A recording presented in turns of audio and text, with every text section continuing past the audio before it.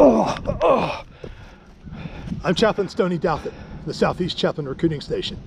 All chaplains have to be prepared to serve. Today, we're talking about the sprint, drag, carry. Huh.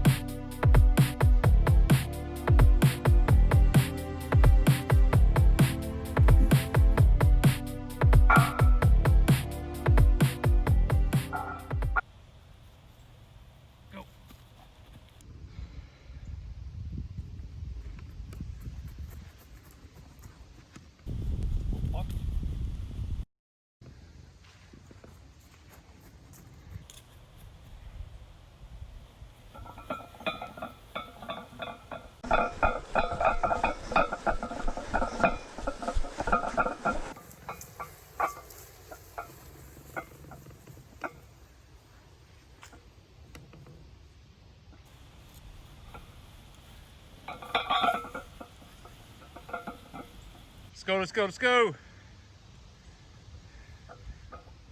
It's the worst part right here.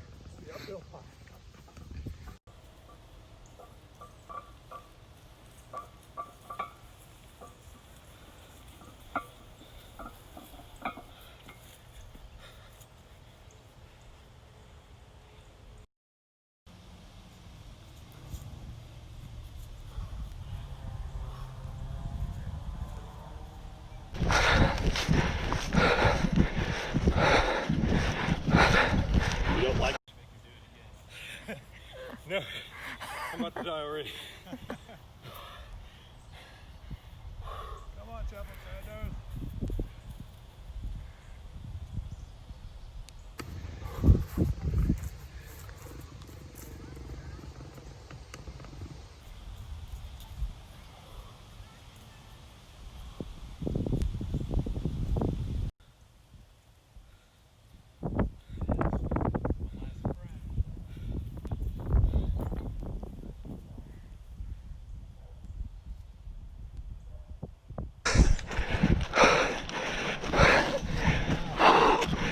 You got it, you got it, you got it.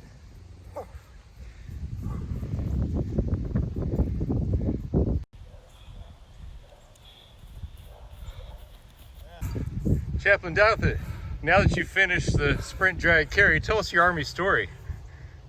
There I was. That's the truth of the matter. Hi, so Chaplain Stoney Douthit here with Chaplain Matthew Sanders. Hey. We are here just helping to get a grasp on the sprint, drag, carry of the new ACFT. You know, a lot of people are struggling to train this one just because it's involving more equipment than usual. And so we came out and in his yard, put the course out here and tried that. You've seen the video of that. We wanted to talk a little bit about how to train for that and how to prepare for it, even though you may not have the right equipment, which is what we've had to do. Before we do that, let's say two things. First, like, share, subscribe, all that stuff. Thank you for doing that. And then second, always remember to check with your doctor or your master fitness trainer. Don't take our word for fitness professionals. That's not what we are. We are professional chaplains. We're religious professionals in the Army, and we can definitely hook you up if you feel called to do that. So, Chaplain Sanders, we just did this test. We did. We've done it a few times together. Yeah. What do you think about it? What do you think are the hardest parts for you? But I think the fact that we've already done a couple other events in the ACFT, so you're coming here already pretty well warmed up. It can be deceiving. You know, you do that first piece of it is a sprint down, come back, you feel pretty good, and then you drag the sled. For me, after I've done one stretch with the drag part, that's when I really start to feel, and that's probably going to vary with everyone according to your endurance, and this event is all about endurance.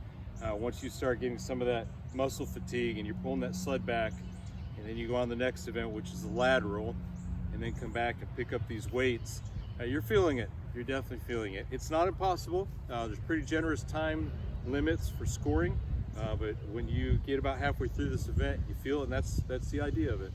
But the best thing to do is just overall is to work on your endurance. We'll talk about some other pieces of it.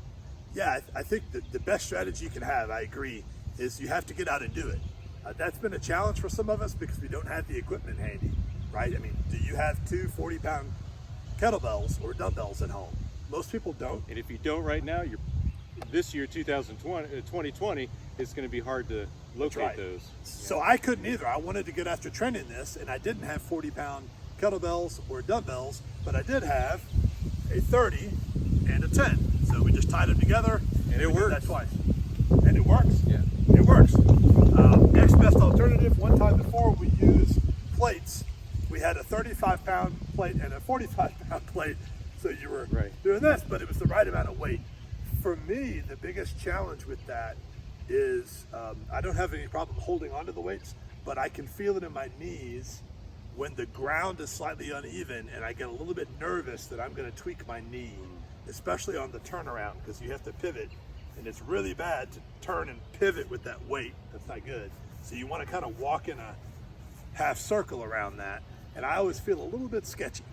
You know, a point on that, Chaplain, is when those who are conducting an ACFT, one of the steps that you do is you set up and you walk the course. You can see a stretch of grass and assume it looks fairly flat, smooth, but it's not the same as actually walking it. That's just part of being safe, because a little dip there, you want to be sure that you're aware of that. Obviously, you're going down several times and back, so be safe in doing this. Check the terrain very well. Yeah, because the last thing you want to do is step in a hole that you didn't see when you're carrying 80 extra pounds. Right. Or going backwards. Or going backward with 90 pounds on the sled. So yeah, you definitely want to be safe. So safety first on that, especially in training, because you want to train toward the test. You want to be able to do it full speed, and you can't do that if you're worried about these safety things. So take care of the safety first. The other thing I think that's difficult for me is on the drag.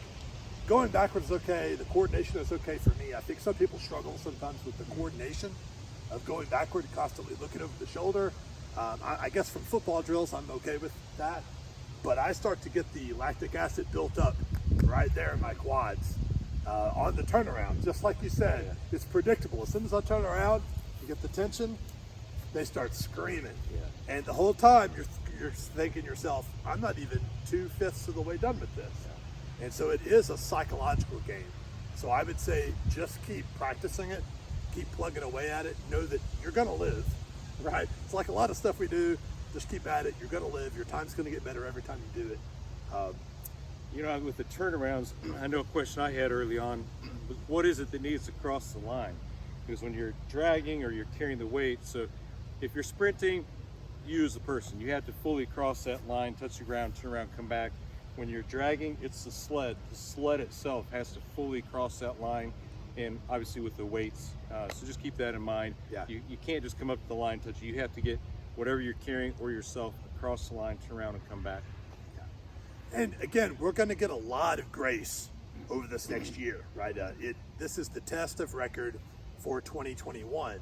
However, the Army has said that nobody's going to have the score or a disqualification held against you in your Army record for this year. So we have to do it. We have to train toward it. We should look forward to it. It's actually kind of a fun test. Yeah. It's not as boring as sit-ups and push-ups. And the smart people will use 2020 to train. Don't wait till 2021. Yeah.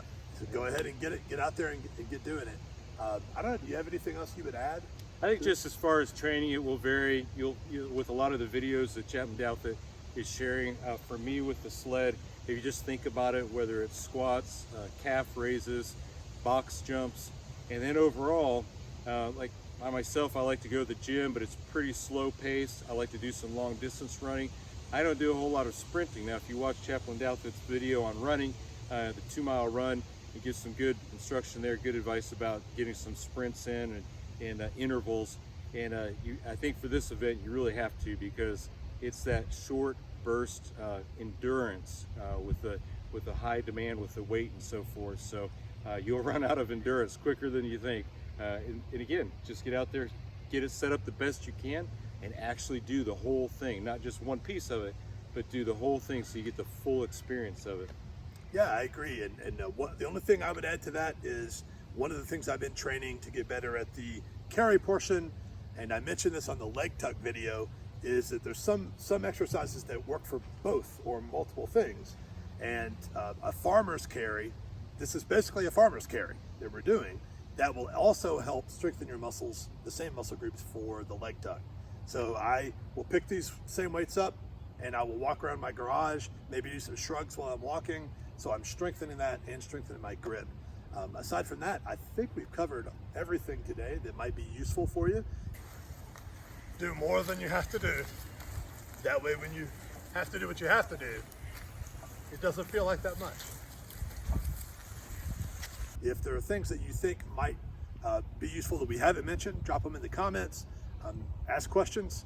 We would love to be helpful to you as you are becoming more and more prepared to serve. Especially, we're interested in talking to you if you think you might be interested in becoming an Army chaplain. If you've got that calling, we want to talk to you about that and help you refine that. So especially future chaplains, we want to encourage you to continue to prepare to serve for God and country.